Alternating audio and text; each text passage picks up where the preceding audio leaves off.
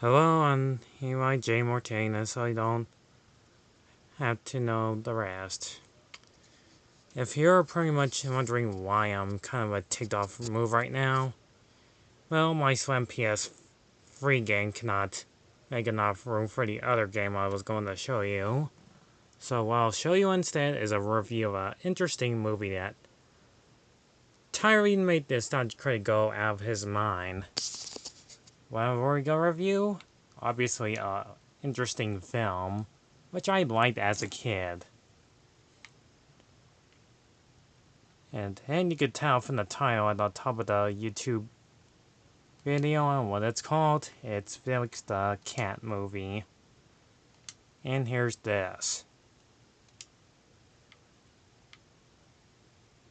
And he has a floating head, all CGI.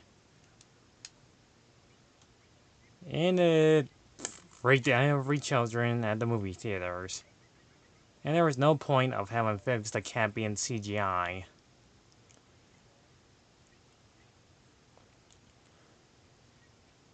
And the lip syncing does not fit the words of Felix the Cat. Those of you who are unaware about Felix the Cat, and I don't blame you. Those of you who haven't watched this movie before, it's just nonsensical and insane it is. Let me just turn it up. Just give me a second. Since it's a little too quiet. Let me just summon up the movie for you. The story's plot is just about Princess Oriana that gets in. Okay, stop talking for a moment. And their fat lady. Let me explain the story. Yes, what she said is the Duke of Zil. Oh, that wants to invade her kingdom and not make a long story short, Earth starts invading her kingdom from banishing him from his crew of evilness. And she uses a time machine. Oh, I'm sorry. Royal time machine. And to bring somebody to her world.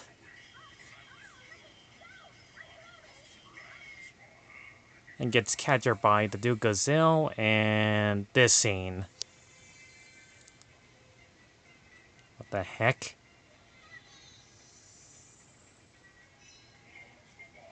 Classic 80s tear power.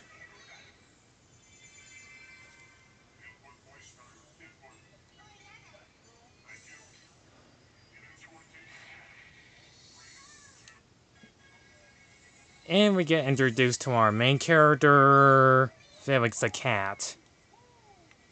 And it has that high-pitched Mickey Mouse voice.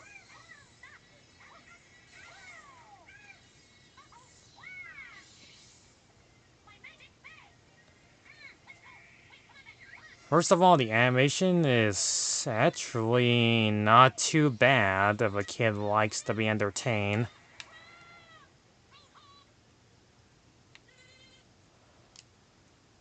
And not to mention, they talk a lot in this one. Kind of like that movie Magic Voyage. Why is Magic Voyage? Well, you'll probably see when I review that one in the near future.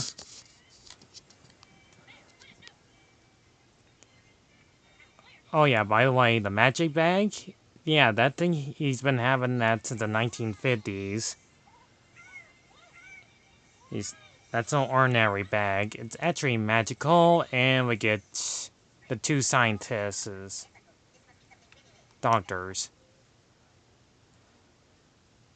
This guy, the doctor, and his nephew, Poindexter.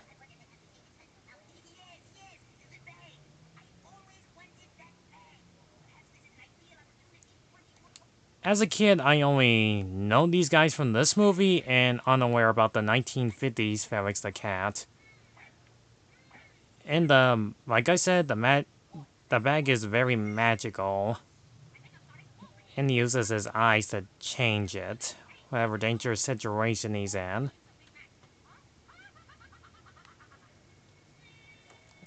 And Felix the cat is sick, laughing at dead people's bodies. Pretty messed up. And what's this his powers? Oh, by the way, I reviewed Felix the cat at the NES game. And you'll see it on Rick's channel. Oh. Oh.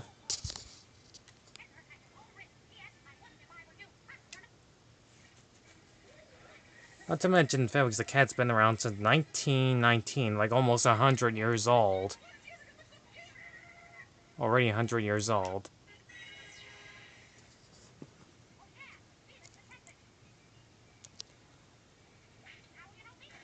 And it shows these weird, nonsensical creatures. So get used to it because this entire movie shows utter madness happening in the film.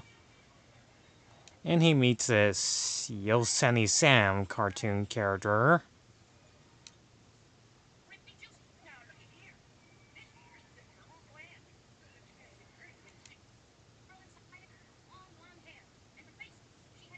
He randomly ends up in the swamp area and gets trapped inside a ink bubble thing and focus on these scientists that are following Felix throughout pretty much the part of the movie and then later on serve no purpose. And here's another weird looking character. Her name Wacko. He's a weird whatever he is. Weird lizard thing. And whatever that thing is, that's its pet.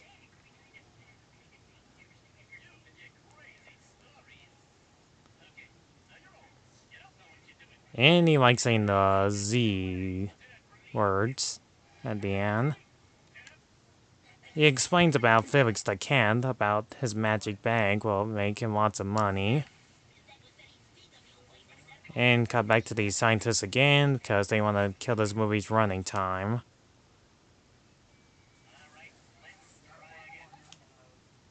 He shows him the magical trick of the magic bag. Puts in his safe, and yeah, these two. We'll get to them in a moment. And we get to one of my other favorite parts of this movie, which, believe it or not, has the best, catchiest soundtrack I ever heard.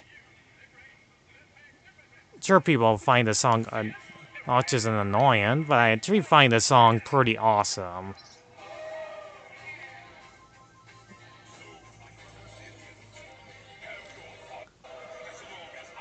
I'm not kidding, this song is catchy and it's awesome. Screams classic 80s. Do Godzilla, of course.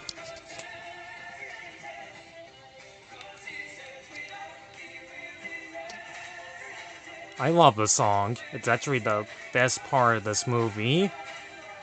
While showing these weird creatures in it.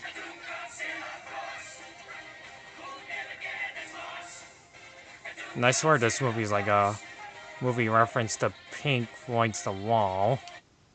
But anyhow. Yeah, these are just weird looking mice and lizard costumes. Now then, Felix the cat does terrible jokes and then this is a magic bag.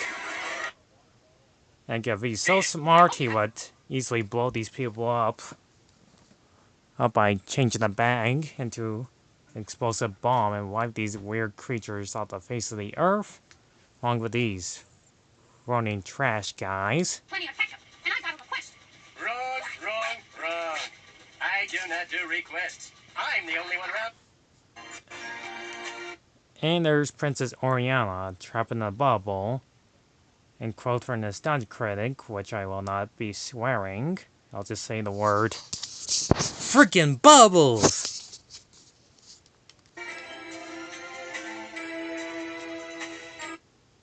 Because there's no nowhere to go except in through the... Yep, like those two.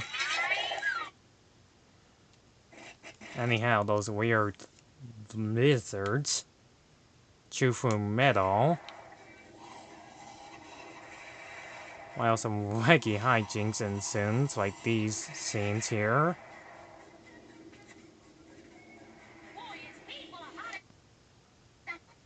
Finally meet Princess Oriana,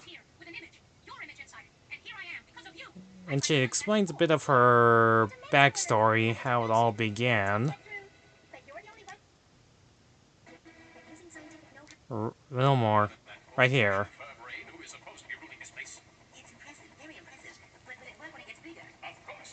Oh yeah, the guy named Rump.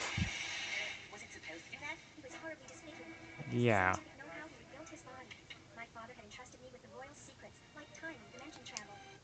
You cover his face? Go back. Go back a little bit. He seems fine when they have a sit on his face and not... Aren't too embarrassed to show? Also, he looks like Mysterio from Spider-Man. I just realized that now. It's just insanely madness. That happens so quickly. And not to mention this movie's like an hour and 17 minutes.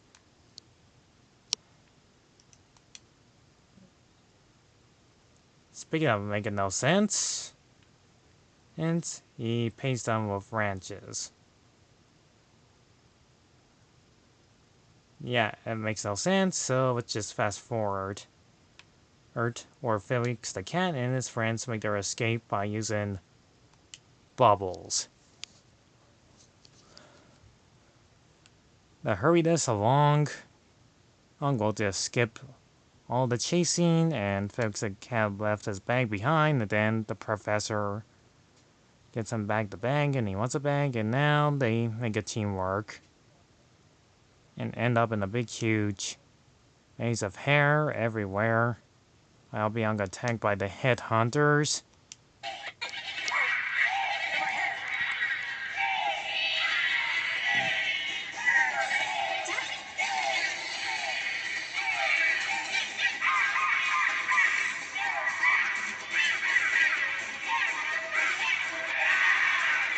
Madness! Yes, really, And hats.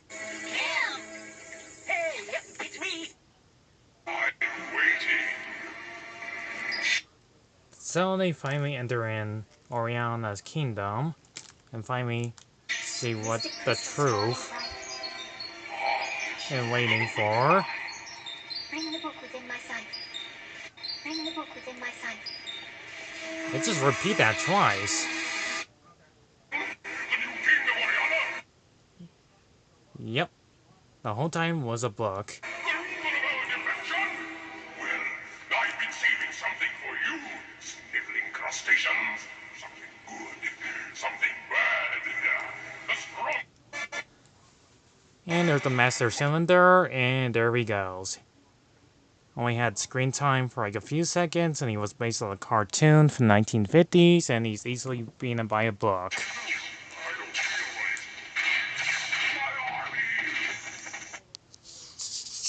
And I'll explain the rest of this in part 2, which will be very short. We're up this crazy, insane movie that we're halfway through so far. I mean, who thought the magical book would easily take down the master cylinder just like that? Pretty much, don't you think? See you in part 2.